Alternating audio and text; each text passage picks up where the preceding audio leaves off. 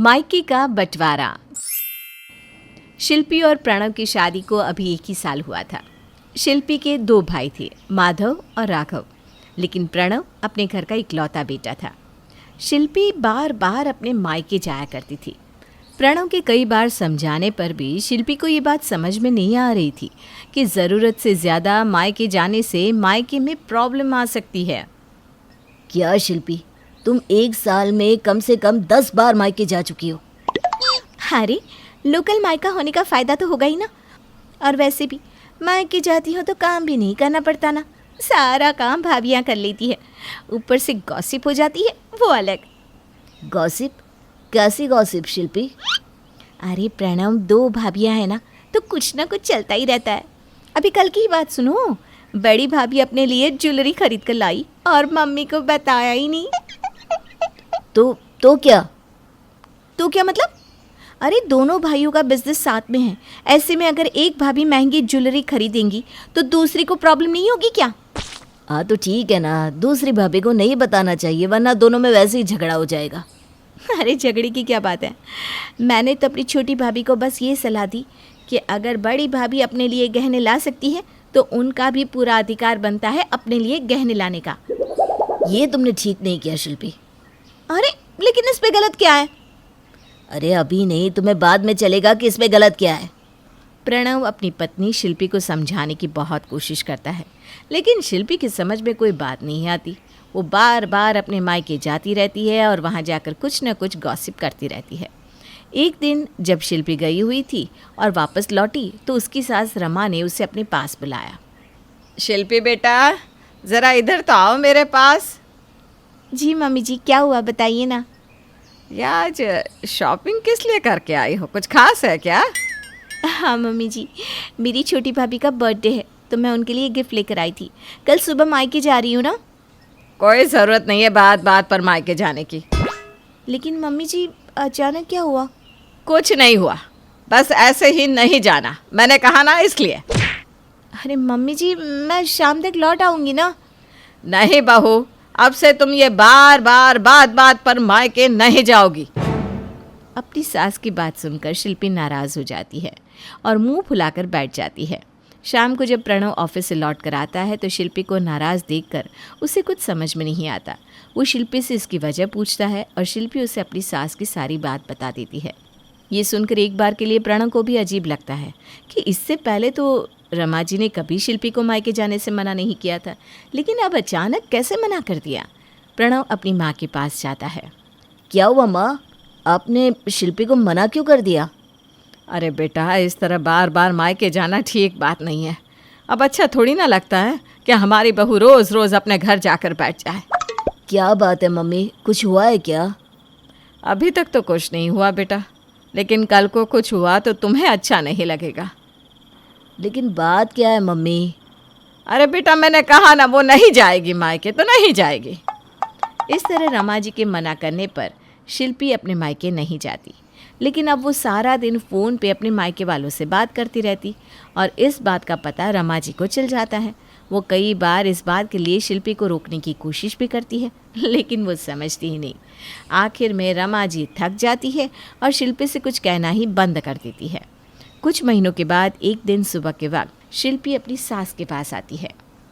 Mummy जी, अब तो पूरे 2 महीने हो चुके हैं, मुझे अपने घर जाना है। हाँ मम्मी, अब तो शिल्पी को जाने दीजिए। देखो बहू, अगर कोई ज़रूरी काम नहीं है तो जाने की कोई ज़रूरत नहीं है। मुझे अपनी माँ से मिलना है मम्मी जी, आप मुझे जाने दीजिए ना, वरना मैं आपकी परमिशन के बिना ही चली जाऊंगी। इस बार रमा जी के लिए शिल्पी को रोकना मुश्किल हो जाता है और वो उसे जाने देती है।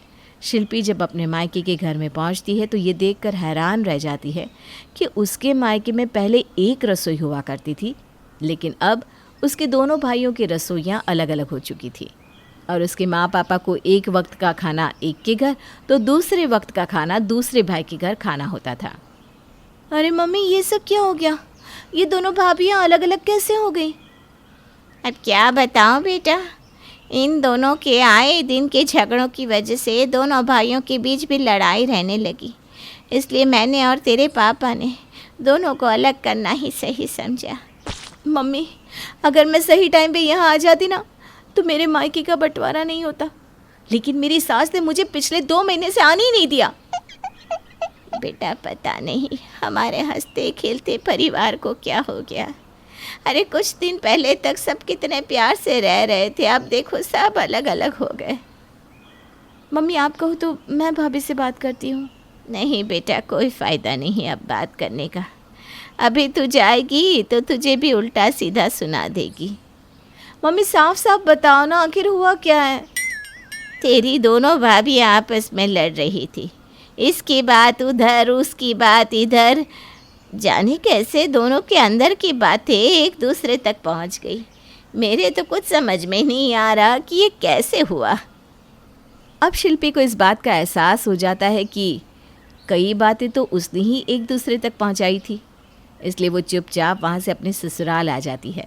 सास और प्रणव के पूछने पर भी शिल्पी कुछ नहीं कहती, क्योंकि उसे अपनी गलती का एहसास हो चुका था। अब शिल्पी अपने मायके जाना छोड़ देती है और ये देखकर रमा जी और प्रणव को आश्चर्य होता है। प्रणव और रमा जी के कहने पर भी शिल्पी अपने मायके नहीं जाती। एक दिन रमा जी शिल्पी को अपने पास बुलाती हैं और उसे एक बात बताती है, जिसे सुनकर शिल्पी हैरान रह जाती है। उसे अपनी गलती का एहसास भी होता है और ये भी पता चल जाता है कि रमा जी पहले उसे मायके जाने से क्यों रोक रही थी। आगे क्या हुआ? शिल्पी मायके गई या फिर मायके जाना ही छोड़ दिया? अपने दोनों भाइयों के घर का बंटवारा हो जाने के बाद जब शिल्पी ने अपने मायके जाना छोड़ दिया तो इस बात से रमा जी को बहुत आश्चर्य हुआ। लेकिन फिर उन्होंने एक दिन शिल्पी को अपने पास बुलाया और एक बात बताई, जिसे सुनने के बाद शिल्पी को अपने किए पर बहुत पछतावा हुआ। क्या बात है मम्मी जी, आप मुझे कौन सी बात बताना चाहती हैं? देखो बेटा, एक दिन मैंने तुम्हें अपने मायके जाने से मना किया था, याद है तुम्हें? तुम कितनी ज़्यादा नाराज़ हो गई थी। हाँ मम्मी जी, मुझे अच्छी तरह याद है। और उसके 2 महीने तक तो मैं मायके गई भी नहीं थी, सिर्फ आपके कहने पर। अच्छा किया बहू जो तुम नहीं गई। देखो तुम मेरे घर की इज्जत हो और मैं नहीं चाहती कि तुम कहीं पर जाओ तो तुम्हारा अपमान हो। ये आप क्या कह रही हैं मम्मी जी? अपने मायके जाने में भला कैसा अपमान? वो मेरा घर है, मेरे माँ बाप है, वहाँ जाने से मेरा अपमान कैसे हो सकता है? अरे बहू, इस दिन जब तुम मार्केट गई थी ना, तो तुम्हारे पीछे से तुम्हारी छोटी भाभी हमारे घर आई थी। यही तो मैं आपसे कहती हूँ ना मम्मी जी, अगर मैं 4 दिन अपने भाई के घर नहीं जाती तो मेरे भाभियों को मेरी याद सताने लग जाती है। वो बात नहीं है बहू, तुम्हारी भाभियों को तुम्हारी याद नहीं सता रही थी, बल्कि वो तुम्हारी शिकायत करने यहाँ पर आई थी। अरे लेकिन मैंने क्या किया? उल्टा मैं जब भी जाती हूँ उनके लिए गिफ्ट्स लेकर जाती हूँ। उस दिन भी तो मैं भाभी के लिए गिफ्ट खरीदने ही तो गई थी। तुम्हारी बात बिल्कुल सही है बेटा, लेकिन तुम्हारी भाभी कह रही थी कि तुम अपनी दोनों भाभियों की बातें इधर की उधर करती रहती हो। लेकिन मम्मी जी, मेरा इरादा उनका झगड़ा करवाने का बिल्कुल नहीं होता। वो तो बस मुझे गॉसिप करने में मज़ा आता है, और ये बात मैंने प्रणव को भी बताई थी। मैं समझ सकती हूँ बहू, लेकिन तुम इस बात को समझने की कोशिश करो कि तुम्हारी ये गॉसिप करने की जो आदत है ना, इसी की वजह से तुम्हारे मायके में परेशानियाँ खड़ी हो गई है। किस तरह की परेशानियाँ? एक दिन मैंने तुम्हारी माँ से बात की थी, वो बड़ी दुखी है बेटा। उनके दोनों बेटों के घर अलग अलग हो गए। एक वक्त एक बेटे के घर खाना खाती है और दूसरे वक्त दूसरे बेटे के यहाँ। अब तुम ही सोच कर देखो, एक माँ बाप के लिए ये कितने दुख की बात होगी। हाँ मम्मी जी, बात तो सही है आपकी। मम्मी पापा दुखी हैं, मैं भी अपने मम्मी पापा को इस तरह नहीं देख सकती, और इसीलिए तो मैंने मायके जाना भी कम कर दिया। आप तो जानती ही हैं। लेकिन बहू, अब बहुत देर हो चुकी है। देखो, सुनने में भले ही तुम्हें बुरा लगे, लेकिन तुम्हारा रोज़ रोज़ मायके जाना, अपनी भाभियों के बारे में गॉसिप करना, आप उस घर का बंटवारा कर चुका है। तुम्हारे मायके का बंटवारा तो हो गया बहू, अब तो कुछ नहीं किया जा सकता। इसका मतलब मम्मी जी, अनजाने में मुझसे बहुत बड़ी गलती हो गई। तभी वहाँ पर प्रणव आ जाता है। वो अपनी माँ और शिल्पी की बातें सुन लेता है। हाँ शिल्पी, मम्मी ठीक कह रही है, गलती तो तुमसे बहुत बड़ी हुई है, और ये बात भी सच है कि अनजाने में हुई है, क्योंकि तुम जानबूझकर कभी भी अपने मायके का बंटवारा नहीं करवाना चाहोगी। वही तो मैं कह रही हूँ प्रणव, मैं क्यों अपने घर वालों को अलग करना चाहूँगी? अच्छा ठीक है भाई, अब रो मत, परेशान होने की ज़रूरत नहीं है, हम इसके बारे में कुछ करते हैं। लेकिन अब क्या होगा? अब तो मेरे दोनों भाई अलग हो चुके हैं, खाना भी अलग अलग रसोई में बनता है। देखो मेरे पास एक आइडिया है, मैं तुम्हारे दोनों भाई और भाभी और तुम्हारे मम्मी पापा को यहाँ हमारे घर इनवाइट करता हूँ। और उससे क्या होगा? अरे तुम बस देखती जाओ, तुम उन सबके लिए अच्छे से अच्छे डिनर की तैयारी करो, समझी? बाकी का सारा मेरे ऊपर छोड़ दो।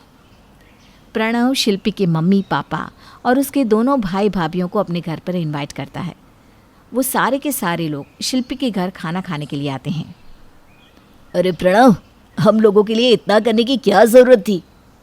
अरे हाँ भी, इतने सारे लोगों को एक साथ डिनर पर बुलाकर तुमने बेकार ही काम फैला लिया।